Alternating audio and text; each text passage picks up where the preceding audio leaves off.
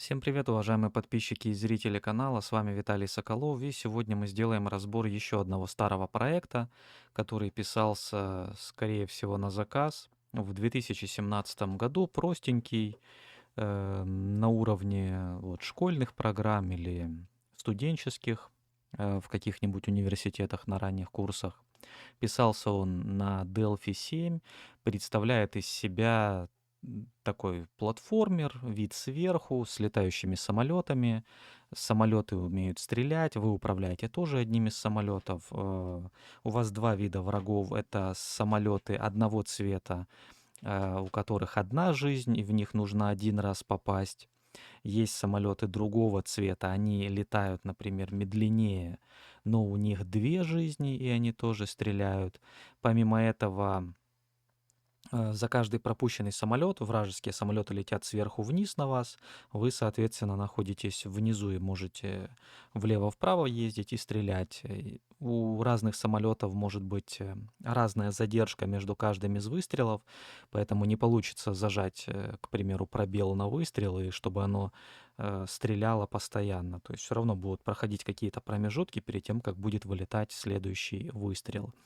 И я вот не помню, но была версия, возможно, это она, где еще были бонусы. Вместе с вами, собственно, ее разберем. Так, давайте запустим саму игру, посмотрим, что именно мы сегодня будем разбирать. Называлась она просто «Леталка» на тот момент. Вот, появляется самолетик, через пробел мы стреляем. Видите, эти самолеты сбиваются буквально одним выстрелом. И красные самолеты, они летают медленно, но у них два здоровья, в то время как оранжевые летают быстрее. Пули не сбивают другие пули, поэтому вам все равно придется так или иначе увиливаться. Вот сейчас в нас попали, у нас здоровье осталось 70. Ну и за каждый сбитый самолет количество очков в верхнем левом углу, оно постоянно растет.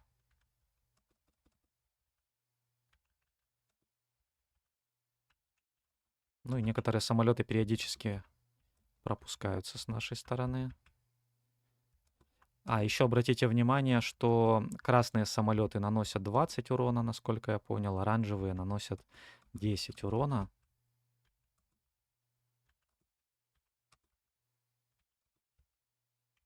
Хотя пропуск самолетов, смотрите, он не отбирает у нас ничего. То есть, в принципе, в этой версии можно пропускать, хотя обычно делается наоборот. Ну и все, когда вас убивают, появляется такой вот вариант, где вам нужно указать свое имя, либо никнейм. Количество набранных очков видно, и есть «Сохранить и выйти». Все, выходим. Хотя сам рейтинг, я так понял, не показывается. Да, вот здесь можно посмотреть рекорды. Вот написано, кто сколько набирал. Подготовлены были картинки, они лежат в папочке имиджи. Они у нас идут размером 64 на 64 и представляют из себя BMP-картинки, которые рисовались в Paint. Вот такие вот самолетики на белом фоне. И также нарисован выстрел, причем у нас нет анимации выстрела, у нас просто появляется одна картинка и сразу же пропадает. За счет ее появления и пропадания появляется эффект, как будто бы что-то где-то взорвалось. То есть синий это ваш, он называется S1.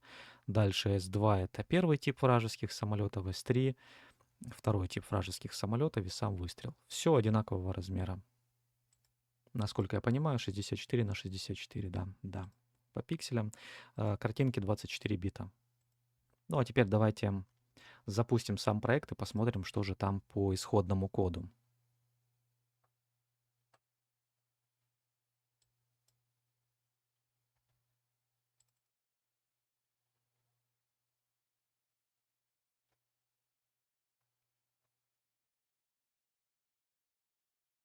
Думаю, наверняка мы найдем с вами ряд каких-то мелких ошибок, недоработок.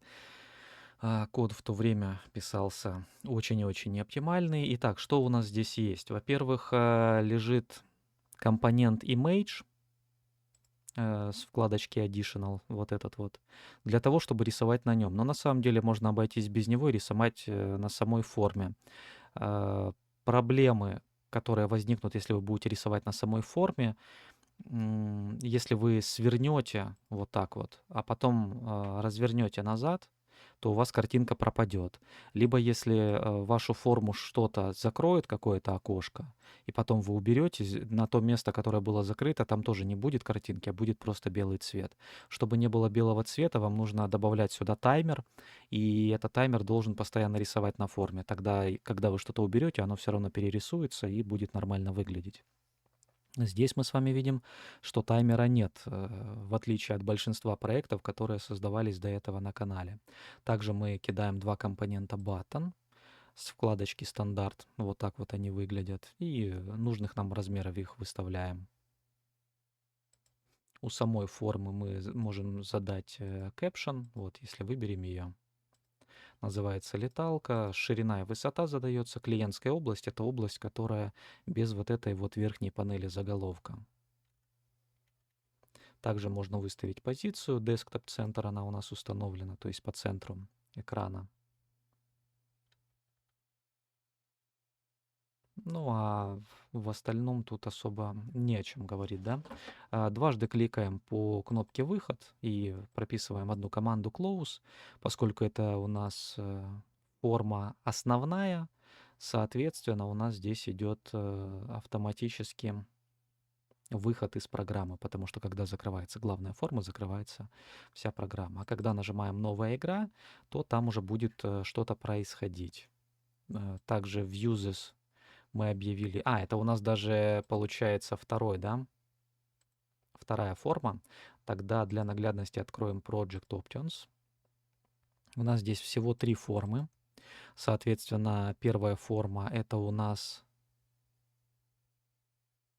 Главная форма, она у нас третья. Это она и есть.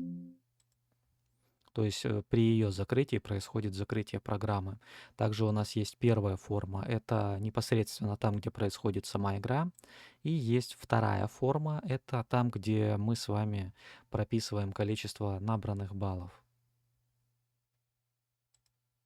А вот здесь вот в Icon и в Applications вкладке можно загрузить какую-то иконку, чтобы .exe файл был с какой-то другой картинкой. Формат должен быть ISO. Так, ну с этим разобрались. Это у нас третья форма. Связываем мы ее с первой через uses unit 1. Давайте тогда сразу же откроем с вами первую форму. Это там, где непосредственно происходит у нас игра. И у нас еще есть вторая форма. Это там, где игра завершена якобы.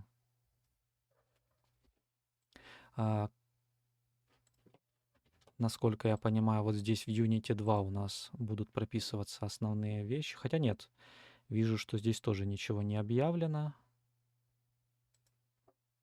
Точнее, вот в Unity 1, да. Буф — это графический буфер, то есть пустая картинка, которую мы создаем в оперативной памяти, на нее рисуем, и потом только все это выводим на саму форму. Здесь уже, видите, имейджа у нас нет. Здесь у нас все рисуется на форму через таймер. У таймера интервал стоит 60. Ну, а здесь у нас компонент Edit. Он у нас находится на основной вкладочке стандарт, вот он. Также кидаем лейблы, то есть подписи или заголовки, да. И тоже кидается кнопочка. Ничего такого нет. Указывается caption, заголовок формы. И здесь происходит то же самое. Далее картинки самолетов мы называем самолет пик, что неправильно. Лучше называть сразу английскими словами, чтобы было понятно, а не русскими словами с английскими символами. Картинки у нас от 1 до 4 типа T-bitmap, то есть формата BMP. Далее у нас может быть одновременно на карте до 10 самолетов, не больше. Поэтому делаем массив от 1 до 10 типа T-самолет. И также у нас есть пуля, у нас их может быть до 30 на карте, типа T-пуля. Далее объявляем переменные I, score. Ну, I — это временная переменная. Score — это у нас количество набранных очков, Z-самолет — это задержка перед каждым выстрелом, ну там в долях секунд. И объявляем pass, это типа string, это у нас путь к папке, в которой лежит у нас наше приложение, exe-файл. И связываем нашу первую форму со второй и третьей через uses.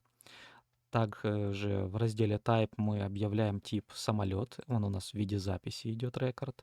И у самолета будут следующие параметры: HP, хитпоинты, да, то есть количество здоровья, x и y — это положение по координате x и по координате y. Далее тип самолета, первый, второй или третий. И задержка выстрела. Все это типа integer, то есть целочисленное число. И также у каждого самолета есть видимость. True — он видим, false — он не видим. Также у нас объявляются пули, тоже не типом, а записью. Есть характеристика у каждой пули: сила, с которой она бьет, то есть сколько урона наносит; поворот — это куда и лететь, вверх или вниз; и ее координаты x и y типа integer. И также у нее тоже есть видимость. Когда true — она видима, то есть создана; когда false — она невидима, то есть ее нет и ее не нужно обрабатывать. Итак, вот когда мы нажимаем на нашей форме «Новая игра», здесь у нас временная переменная i объявляется, и мы в цикле с вами видимость самолетам всем ставим false, то есть они не созданы. Всем ставим первый тип изначально. Задержку выстрелов ставим 40 в долях секунд. Здоровье ставим 100 всем самолетам. И координаты вне пределов нашего экрана, то есть -1, -1. Далее берем первый самолет, он же главный, тот, которым мы управляем. Задержку ставим 0 для того, чтобы мы могли уже стрелять. Условимся, что когда больше нуля, стрелять нельзя. Когда доходит до нуля, можно. Выставляем его координаты. Также делаем его видимым. Количество набранных очков 0. И задержка появления самолетов, да, я так понимаю, Z-самолет, ставим 35 в долях секунд. Также обнуляем все пули, ну, задаем им какие-то начальные значения. Видимость формы ставим false, как будто бы эта форма закрылась, но по факту она остается открытой. Далее запускаем таймер на нашей первой форме, потому что изначально была третья, и запускаем эту самую первую форму. Из-за того, что главную форму мы не закрыли, а сделали ее невидимой, наше приложение не закрылось. Если мы ее закроем, то автоматически закроется и приложение, что нам в данном случае не нужно. Также давайте зайдем в Form Create нашей первой формы. Там у нас в переменную path, то есть путь, задаем, присваиваем команду extract file dir и присваиваем таким образом значение пути, где у нас лежит exe-файл, application exe-name. Далее создается графический буфер. Поскольку он у нас создается, то ему нужно задать размеры. Ширина и высота задается нужная нам под размер игровой области. Далее от 1 до 4 мы пробегаем и загружаем все 4 картинки. У нас их мало, поэтому тут это делается несложно. Поэтому самолет пик итому. Ита — это, скажем так, очередность наших картинок, то есть ее номер в массиве. Выделяем память, то есть bitmap create. Включаем прозрачность, поэтому фон делаем прозрачным. Ну, тот, который белый у нас идет по краям, да.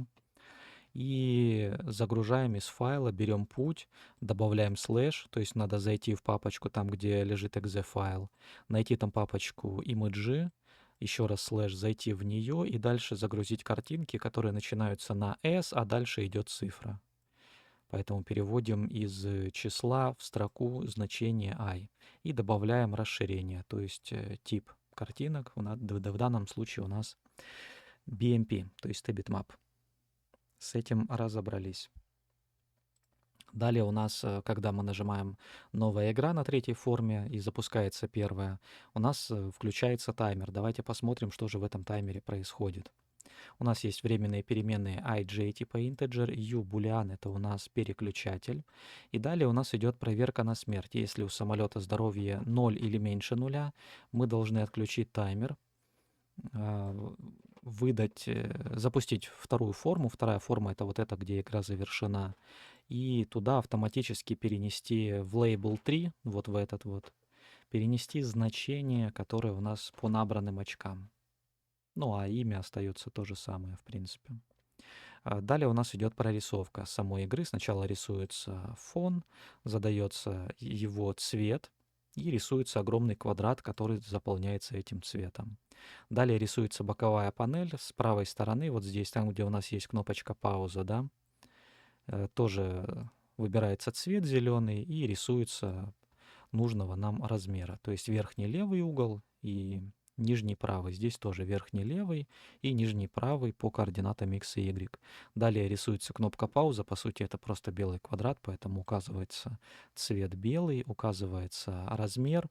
И поверх этого квадрата мы еще пишем слово пауза, чтобы это было видно, за что отвечает данная кнопочка. Далее мы пробегаем от одного с 1 по 10 самолеты, проверяем у них видимость. Если видимость равна true, то есть если самолет создан, мы смотрим, если Z выстрел больше нуля, тогда мы уменьшаем точнее Z выстрел, то есть скоро он сможет выстрелить после своего появления. Далее проверяем тип самолета. Если второй, то он движется на 8 пикселей. Если это третий самолет, то он движется всего лишь на 3 пикселя. Если у самолета значение y уже вышло за пределы поля, мы делаем этот самолет невидимый. Ну, то есть он не создан, мы его в будущем обрабатывать не будем, пока он опять не станет видимым. Далее у нас идет проверка на врезание одного самолета в другой. Вражеские самолеты в друг друга врезаться не могут, они как будто летят на разных высотах, а врезаться в наш самолет они могут, и при этом должны тоже наносить урон, причем наносится самый большой урон, целых 10 здоровья. То есть смотрится, если Y больше одного, то есть мы обрабатываем все самолеты, кроме первого. И далее сравниваем, если по координатам X совпало с первым самолетом, тот самолет, который мы сравниваем, и по координате Y, то есть нижний угол вражеского самолета и верхний угол нашего, которым мы управляем, если они совпадают, тогда мы у нашего самолета забираем 10 единиц здоровья. Далее идет тоже проверка на выстрел. Изначально ставим указатель в отключенный. Пробегаем от 1 до 30 по 30 пулям. И если находим какая-то пуля, которая не создана, и при этом переключатель все еще у нас отключен, тогда мы видимость пули ставим true, задаем ей размеры возле нашего самолета, который выстреливает. Далее сравниваем, ну, какой тип самолета стреляет. Из-за этого указывается разная сила. То есть если самолет типа 2, тогда сила 10 здоровья будут отбирать. Если же остальные случаи, это тогда самолет у нас третий, тогда пуля будет сносить 30 здоровья. Ну тогда получается при врезании 10 урона, так же как выстрел у оранжевого самолета, а вот красные самолеты 30 урона наносят при выстреле, что довольно много. Дальше пуля задается поворот. Если 1, то пуля летит вверх, если 2, то будет лететь вниз. Вот в нашем случае указывается 2. Далее ставится переключатель, что выстрел был произведен, и снова увеличиваем Z-выстрел. Через 50 доль секунд он сможет потом выстрелить еще раз, потому что она начнет уменьшаться. Ну и далее рисуется, собственно, сама пуля в зависимости от координат нашего самолета, который производил выстрел.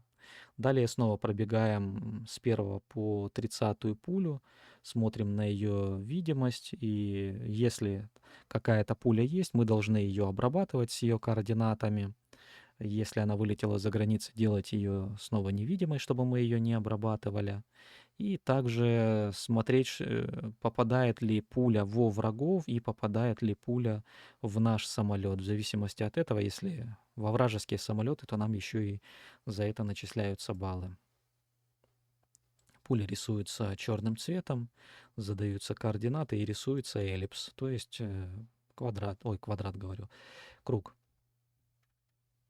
Обычные черные кружочки.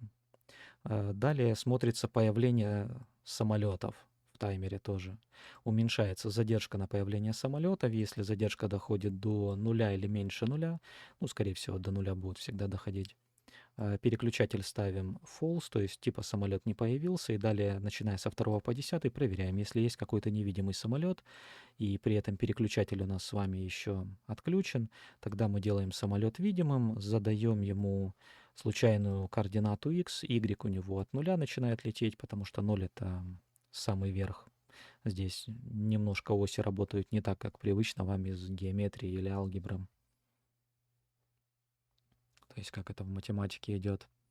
Z выстрел ставим 0, то есть сразу может стрелять этот самолет. И выбирается его тип. Может быть только два значения, от 0 до 1, но в нашем случае мы добавляем каждый раз 2, то есть будет от 2 до 3. Потому что первый тип это у нас наш самолет, а ниже первого типа быть не может. Далее случайно подбирается тип самолета. Если тип второй, тогда количество здоровья ему ставится 1. Если у нас тип третий, то есть красный, а не оранжевый самолет, тогда у него будет целых 3 здоровья. Ну и снова выставляется задержка перед появлением следующего самолета на карте.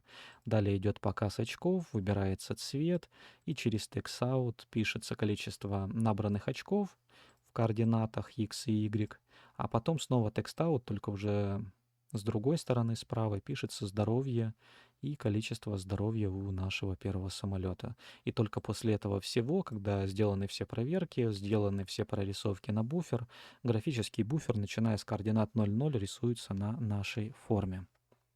Помимо этого нам нужно заняться обработкой нажатия клавиш, поэтому кликаем по нашей форме, где идет игра. После этого выбираем on key down. И здесь у нас происходит следующее. Тоже есть переключатель, также есть временная переменная. И мы смотрим, если клавиша, которую мы нажали, это VK Left, то есть стрелочка влево, тогда мы смотрим, если координата x самолета больше нуля, тогда мы уменьшаем на единичку координату x самолета. Если мы нажали клавишу вправо, стрелочку, и при этом еще не выходим за пределы того количества клеток, которые у нас есть по ширине, тогда мы наоборот увеличиваем координату x. Если мы нажали Space, то есть пробел, и при этом z выстрел равен нулю, то есть мы уже можем стрелять, тогда в этом случае мы снова добавляем задержку, чтобы нельзя было выстрелить еще раз быстро. Переключатель ставим false, пробегаем от 1 до 20 по пулям и смотрим, если находим какую-то невидимую пулю, мы ее делаем видимой, задаем ей силу в единичку, задаем ей поворот, чтобы она летела вверх. Переключатель ставим, что пуля уже вылетела. Ну и пулю, ее координаты устанавливаем в зависимости от нашего самолета. То есть все довольно просто. Ну и плюс нам надо обрабатывать еще и мышку, поэтому нажимаем on mouse down, и здесь мы будем обрабатывать нажатие на нашу кнопочку пауза. То есть если мы попадаем по координатам x и y в тот квадратик, который нам необходим,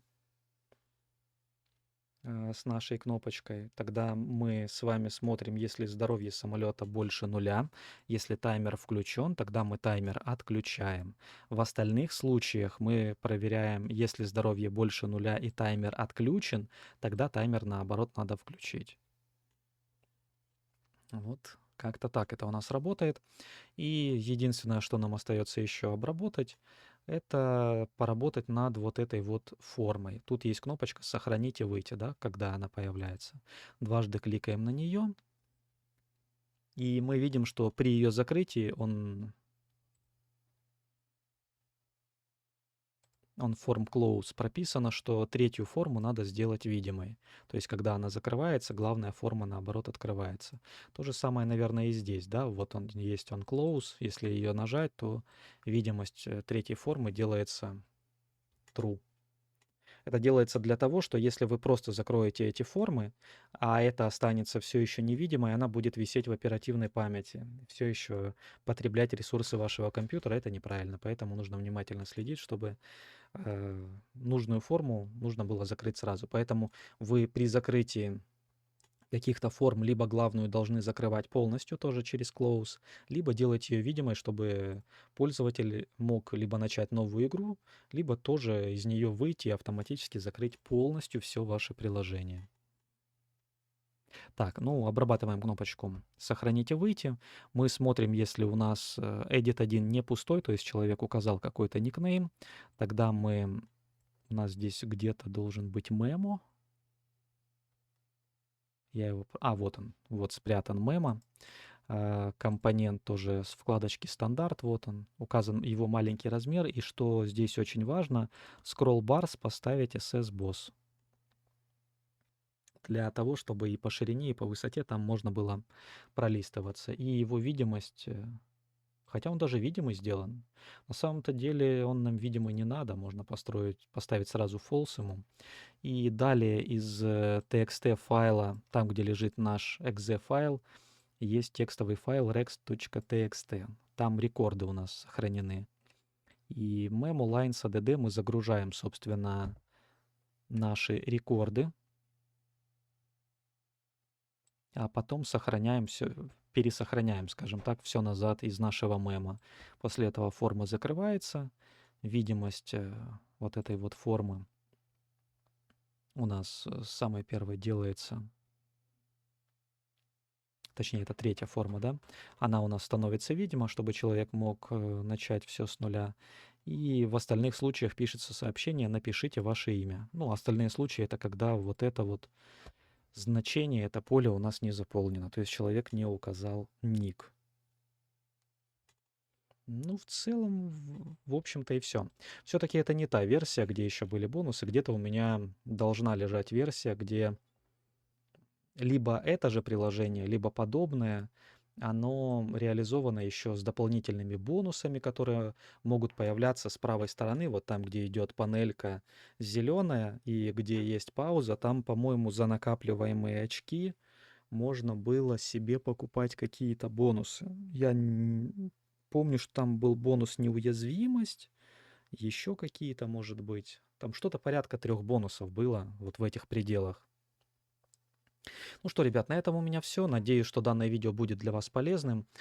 Сразу поздравляю всех вас с наступающими праздниками. Встретимся с вами, если все будет нормально, после Нового года. И продолжим выпуск каких-то полезных видео по языкам семейства Паскаль, среди которых будут и запланированные видео с разбором каких-то старых проектов, и при этом будут различные по плану обзоры, какие-то обучающие ролики, статистические и в целом какие-то информативные видео, которые будут рассказывать о том, что же происходит в целом в мире Паскаля или происходило, то есть какие-то, возможно, исторические. Ну, загадывать не будем, но примерно будем на это рассчитывать. Также каждый из вас может оказать финансовую помощь канала. Сделать это можно по реквизитам в описании под видео, либо же на главной странице канала, в ее шапке, то есть вверху. Там есть тоже ссылочки для этого. Ваша помощь будет очень важна и сможет поспособствовать как можно более длительной жизни данного канала. Все, всем спасибо. С вами был Виталий Соколов. Встретимся с вами в следующих видео. Всем пока-пока.